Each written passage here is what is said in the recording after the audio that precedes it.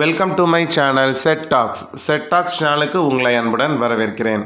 இன்றைய வீடியோ ஒரு working day routine black தான் ஃப்ரெண்ட்ஸ் பார்க்க போகிறோம். இந்த ஒர்க்கிங் டே ரொட்டீன் மாத்திரமல்ல, நம்மளுடைய நிறையா ஃப்ரெண்ட்ஸ் வந்து கேட்டுட்டு இருந்தாங்க, இர்ரெகுலர் இன்கம்க்கு எப்படி பட்ஜெட் போடுறது. அதாவது ஒவ்வொரு நாளும் ஒவ்வொரு வருமானம் வரும். ஒரு நாளைக்கு 1000 ரூபாய், ஒரு நாளைக்கு 500 ரூபாய், ஒரு நாளைக்கு வருமானமே இருக்காது. இந்த மாதிரி இர்ரெகுலராக வருமானம் இருக்கவங்க பிஸ்னஸ் பீப்புளெலாம் எப்படி வந்து பட்ஜெட் போடணும் அப்படின்னு கேட்டிருந்தாங்க. அதை பற்றியும் பார்க்கலாம். அதே மாதிரி மினி வெஜ்ஜி ஷாப்பிங். இப்போ நான் வந்து வாரத்துக்கு ஒன்ஸ் வந்து காய்கறி வாங்காமல் அப்பப்போ தேவைப்படுறது 2 நாளைக்கு ஒருக்கா 3 நாளைக்கு ஒருக்கா வாங்குகிறேன். அது எப்படி வந்து எனக்கு பட்ஜெட்டுக்குள்ளே வந்துச்சா, என்ன மாதிரி மெனு ஃபிக்ஸ் பண்ணோம், அது எப்படி வந்து ப்ராஃபிட்டபுளாக இருக்கா அப்படிங்கிறது எல்லாமே இந்த விளாகில் பார்க்க போகிறோம். மொத்தம் ஒரு ரேண்டம் விளாகாக வந்து இருக்க போகுது. வாங்க நம்ம இப்போ வீடியோக்குள்ளே போயிடலாம். ஒர்க்கிங் டே இது ஆக்சுவலாக வந்து பார்த்திங்கன்னா டியூஸ்டே மார்னிங் ஷூட் பண்ணது. டியூஸ்டே மார்னிங் வந்து நான் எப்போதும் போல தான் ஃப்ரெண்ட்ஸ் 5 மணிக்கு முன்னாடியே எழுந்திரிச்சு ஃப்ரெஷ்அப் ஆகிட்டு கொஞ்சம் நேரம் வந்து நான் வந்து மாடில் டைம் ஸ்பெண்ட் பண்ணுவேன். ஏன்னா ஒர்க்கு செம்ம ஸ்ட்ரெஸ்ஸாக போயிட்டுருக்கு. நம்ம என்ன தான் நம்ம கலீக்ஸ் வந்து நம்மக்கிட்ட நல்லா பழகினாலும் நிறையா பாலிட்டிக்ஸ் இருக்க தான் செய்யும். எல்லா வேலை பார்க்குற இடத்துலையுமே இருக்கும். அப்போ நம்ம வந்து அதுக்கெல்லாம் ஸ்ட்ரெஸ் ஆகிடக்கூடாது. நம்மளோட டே ஸ்டார்ட்டே நம்ம ஃப்ரெஷ்ஷாக வச்சுக்கிட்டோம் அப்படின்னா நம்ம வந்து ஒர்க் பண்ணுற இடம் வந்து பார்த்திங்கன்னா நமக்கு ஸ்ட்ரெஸ் ஃப்ரீயாக போகும். ஸோ நம்ம மைண்டு தான் காரணம். ஸ்ட்ரெஸ் பஸ்டர் பற்றி நிறையா படிச்சுட்ருக்கேன். முடிஞ்சால் வீடியோ போடுறேன் ஃப்ரெண்ட்ஸ். இன்றைக்கி என்ன மெனு அப்படின்னு பார்த்தீங்கன்னா, சாம்பார் ரைஸ், எனக்கு வெண்டைக்காய் பொரியல். மற்ற அவங்க 3 பேருக்கும் அதே சாம்பார் சாதம் தான். அவங்க வந்து கேரட் பொரிச்சுக்கிறாங்க.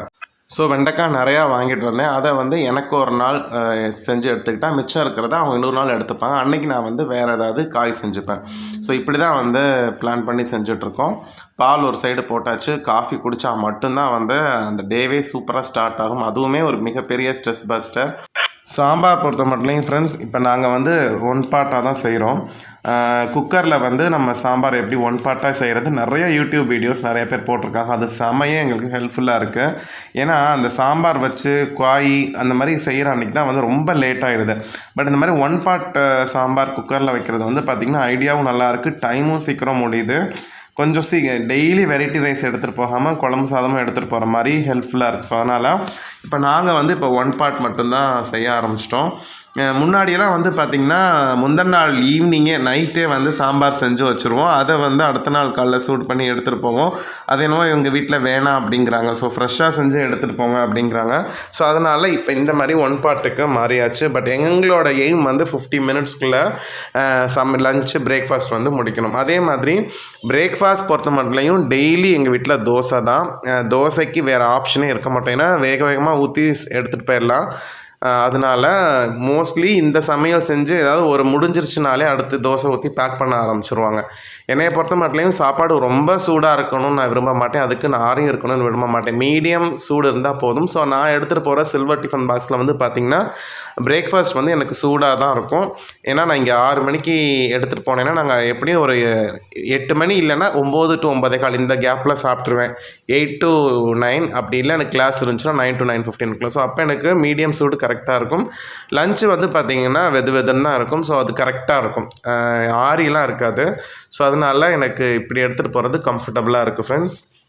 நம்ம ஒர்க் பிளேஸை பொறுத்த மட்டும் வந்து பார்த்திங்கன்னா எல்லாருமே நமக்கு வந்து என்ன தான் சிரித்து பேசினாலுமே மனசுக்குள்ளே வந்து நம்ம மேலே வெஞ்சன்ஸ் இருக்க தான் செய்யும். இப்போ நம்ம ஏதாவது ஒரு விஷயத்துக்காக பாராட்டு வாங்கணும் அப்படின்னா நமக்கு முன்னாடி கங்க்ராச்சுலேஷன் பண்ணுவாங்க, நமக்கு பின்னாடி போயிட்டு நம்ம ஒர்த்தே இல்லாத மாதிரி பேசுவாங்க. ஸோ அந்த மாதிரி ஒர்க் பிளேஸில் வந்து நடக்கிறதெல்லாம் வந்து நம்ம ரொம்ப மைண்டில் ஏற்றிக்கக்கூடாது. நான் முன்னாடி தான் ஐயோ அப்படியே என்னை பற்றி சொல்கிறாங்க, நான் கரெக்டாக இருக்கேன், என்னை இப்படி பார்த்து சொல்கிறாங்களேன்னு ரொம்ப ஸ்ட்ரெஸ் ஆகிட்டு இருந்தேன். இப்போ வந்து அதெல்லாமே தூக்கி போட ஆரம்பித்தாச்சு. ஏன் அப்படின்னா நம்ம பண்ணுற வேலை நம்ம உண்மையாக பண்ணிட்டு வந்துகிட்டே இருக்கணும். யார் என்ன சொன்னாலும் அதை பற்றி நம்ம கவலைப்படக்கூடாது. என்றைக்குமே வந்து கடவுள்னு ஒருத்தர் இருக்கார் இல்லையா, அவர் வந்து நமக்கு எப்போதுமே நம்ம பண்ணுற வேலைக்கான கிரெடிட்ஸ் அவர் கண்டிப்பாக கொடுப்பாரு. அதனால் அதை பற்றி யோசிக்கவே கூடாது. ஒர்க் போயிட்டுருக்கிறவங்க அந்த ஸ்ட்ரெஸ்ஸை பற்றி யோசிக்காதீங்க. அந்த மாதிரி நிறைய கண்டிப்பாக எல்லாருமே ஃபேஸ் பண்ணுவீங்க. அதெல்லாம் தூக்கி போட்டுருங்க. என்றைக்குமே வந்து நம்மளோட வேலையை நம்ம கரெக்டாக செஞ்சுட்டோன்னா நமக்கான பலன் என்றைக்குமே நம்மளை வந்து சேரும். அதில் வந்து மாற்றமே இல்லை. அதே மாதிரி லஞ்ச் பேக் பண்ணியாச்சு. மார்னிங் தோசைக்குமே வந்து பேக் பண்ணியாச்சு. முன்னாடியெல்லாம் வந்து தோசைக்கு சாம்பார் வந்து தனியாக ஒரு பாத்திரத்தில் எடுத்துகிட்டு போவேன். இப்போ டைம் இல்லாதனால ஒன்றா மிக்ஸ் பண்ணி எடுத்துகிட்டு போயிடுறேன். இன்றைக்கி வந்து கொஞ்சம் லேட் ஆகிடுச்சு. வீடியோ எடுக்கிறதுனால அன்றைக்கி எப்போ ஒரு 10 மினிட்ஸ் லேட் ஆகிடுது. அதனால் வேகமாக கிளம்பிட்டேன் ஃப்ரெண்ட்ஸ். இதோட இந்த மார்னிங் ரொட்டீன் வந்து முடிச்சுக்கிறேன். அடுத்து நம்மளோட நிறையா ஃப்ரெண்ட்ஸ் கேட்கக்கூடிய ஒரு விஷயம் என்னென்னா, பிஸ்னஸ் பீப்புள் இல்லை இர்ரெகுலராக இன்கம் உள்ளவங்க எப்படி வந்து பட்ஜெட் போடுறது. ஸோ இதை பற்றி நான் டீட்டெயில்டாக வீடியோ ஒரு 3 வருஷத்துக்கு முன்னாடியே போட்டேன். நிறைய பேர் வந்து லிங்க் வந்து கமெண்ட்டில் வந்து பின் பண்ண சொல்கிறீங்க. அந்த கமெண்ட்டில் வந்து அந்த பின் பண்ண முடியல. கமெண்ட்டில் பின் பண்ணாலுமே உங்களுக்கு எடுக்காது, ஒர்க் ஆகாது லிங்க்கு. அதனால தான் வந்து இப்போ நான் இந்த வீடியோவோட லிங்க்கை நான் இப்போ நம்ம இந்த வீடியோவோட டிஸ்கிரிப்ஷன் பாக்ஸில் தரேன். நிறைய பேர் வந்து இதை ஃபேஸ் பண்ணுவாங்க. ஒவ்வொரு நாளும் ஒவ்வொரு இர்ரெகுலராக இன்கம் வாங்குறவங்க வந்து பார்த்திங்கன்னா, எப்படி பிளான் பண்ணலான்னு சொல்லிட்டு இந்த வீடியோவில் நான் டீட்டெயில்டாக உங்களுக்கு வந்து கொடுத்துருக்கேன். இந்த வீடியோவை மறக்காமல் பார்த்துட்டு கமெண்ட் பண்ணுங்கள் கேட்டவங்க எல்லோரும். அடுத்து வந்து பார்த்திங்கன்னா மினி வெஜ்ஜி ஷாப்பிங் தான். இது வந்து சண்டே நான் வாங்கினேன். என்னென்ன வாங்கினேன்னு பார்த்தீங்கன்னா, நல்லா ஃப்ரெஷ்ஷாக வெண்டைக்காய் கிட்டத்தட்ட 3/4 கிலோ கூடவே வாங்கினேன். அப்புறம் வந்து தக்காளி, அப்புறம் வந்து முள்ளங்கி வாங்கி ரொம்ப நாள் ஆகிடுச்சு. முள்ளங்கி சாம்பார் சாப்பிடணும்னு ஆசையாக இருந்ததுனால முள்ளங்கி, அதுக்கப்புறம் வாழைக்காய் வந்து நல்லா பெருசாக இருந்துச்சு. உள்ளதுலேயே இப்போ சீப்பாக காய்கறி என்ன இருக்குதுன்னு பார்த்தீங்கன்னா வாழைக்காய் தான். இது வந்து பார்த்திங்கன்னா 15 ருபீஸ் கொடுத்தாங்க 2. அப்புறம் கேரட்டு. இதுதான் வந்து நான் வந்து சண்டே வாங்கினேன். ஸோ இதை வச்சு அட்லீஸ்ட் மண்டே டியூஸ்டே ஓட்டலாம் அப்படின்னு சொல்லிட்டு பிளானில் இருக்கேன். அதுக்கப்புறம் கொத்தமல்லி, கருவேப்பிலை, புதினா எப்போதும் போல் ஃப்ரீயாக கொடுத்தாங்க. இந்த தடவை கொத்தமல்லி மட்டும்தான், கருவேப்பிலை வந்து கிடைக்கல. புதினா எடுத்து வச்சாச்சு. ஸோ லஞ்ச் மெனு என்ன அப்படின்னு பார்த்தீங்கன்னா, மண்டே வந்து தேங்காய் சாதம், அப்புறம் வந்து வாழைக்காய் கார பொரியல் பண்ணிக்கலாம்னு சொல்லிட்டு பிளான் பண்ணி அதை தான் செஞ்சோம். தேங்காய் வந்து ஆல்ரெடி போன வாரம் வாங்கினதே 2 தேங்காய் வாங்கினதே 1 மிச்சம் இருந்துச்சு. ஸோ அதனால் இந்த வாரம் தேங்காய் வாங்கலை. அதை வச்சு மேனேஜ் பண்ணிக்கலாம்னு சொல்லிட்டு மண்டே தேங்காய் சாதமும் வாழைக்காய் கார பொரியலும் தான். மார்னிங் எப்போதும் போல் தோசை சட்னி தான். வெங்காயமும் வந்து பார்த்திங்கன்னா வாங்கலை. ஏன்னா போன வாரமே கிட்டத்தட்ட நான் 1.5 கிலோவுக்கு மேலே வெங்காயம் வாங்கிட்டேன். அது அப்படியே ஸ்டாக் இருக்குது. அப்புறம் டியூஸ்டே செவ்வாய்க்கிழமை வந்து பார்த்திங்கன்னா சாம்பார் சாதமும் கேரட் பொரியல் வெண்டைக்காய் வறுவல். அதை தான் நீங்கள் விலாகில் பார்த்துருப்பீங்க. கேரட் வந்து இருக்கிறத வந்து ஃபுல்லாக அவங்க செஞ்சுக்கிட்டாங்க. வெண்டைக்காய் வந்து கிட்டத்தட்ட 800 கிராம் கிட்டே இருந்துச்சு. நான் எனக்கு மட்டும் கொஞ்சமாக செஞ்சுட்டு மிச்சத்தை அடுத்து இன்னொரு நாள் செஞ்சுக்கலான்ட்டு எடுத்து வச்சுட்டாங்க. மோஸ்ட்லி வெண்டைக்காய் வந்து நாங்கள் ஃப்ரிட்ஜில் வைக்க மாட்டோம், வெளியில் தான் வச்சுருப்போம். கொஞ்சம் வதங்கி செஞ்சால் தான் நல்லாயிருக்கும்னு சொல்லிட்டு. செவ்வாய்க்கிழமை நைட்டு இன்னொரு காய்கறி ஷாப்பிங் பண்ணேன். இதில் வந்து பார்த்திங்கன்னா உருளைக்கிழங்கு வாங்கினேன். ஸோ கொடைக்கானல் உருளைக்கிழங்கு இதுதான் ரேட்டு செம. 120 ருபீஸ் கேஜி சொல்கிறாங்க. நான் ஒரு 1/2 கிலோ வாங்கினேன். அதுக்கப்புறம் கொஞ்சம் பீட்ரூட்டு, அப்புறம் கத்திரிக்காய், வரி கத்திரிக்காய் வாங்கினேன். அவ்வளோதான் வாங்கினேன். ஸோ மொத்தமாக வந்து எனக்கு அந்த காய்கறிக்கும் முதல்ல வாங்கின காய்கறி இதுவும் 2ம் சேர்த்து எனக்கு இந்த வாரம் 200 ருபீஸ் ஆச்சு மொத்தமாக.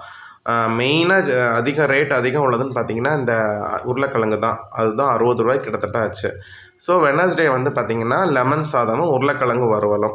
ஸோ லெமன் வாங்கலையே அப்படின்னு நீங்கள் கேட்கலாம். லெமன் வந்து பார்த்திங்கன்னா எங்கள் ஆப்போசிட்டில் இருக்கவங்க நெய்பர் வந்து அவங்க மரத்தில் காய்ச்சது கிட்டத்தட்ட ஒரு 10-15 காய் கொடுத்துருக்காங்க. ஸோ அது இருந்துச்சு. அதனால் லெமன் சாதமும் உருளைக்கிழங்கு வறுவலும் பண்ணியாச்சு. தேர்ஸ்டே வந்து பார்த்திங்கன்னா அன்றைக்கி வந்து ஹாலிடே வரும், இண்டிபெண்டன்ஸ் டே. ஸோ அன்றைக்கி ஏதாவது நான்வெஜ் பண்ணிக்கலாம் அப்படின்னு சொல்லிட்டு அன்றைக்கி பிளான் வச்சுருக்கோம். ஸோ ஃபிஷ் எதுவும் வாங்கிக்கலான்னு சொல்லிட்டு நான் இன்கேஸ் அன்றைக்கி vlog எடுத்தேன்னா கண்டிப்பாக அப்லோட் பண்ணுறேன்.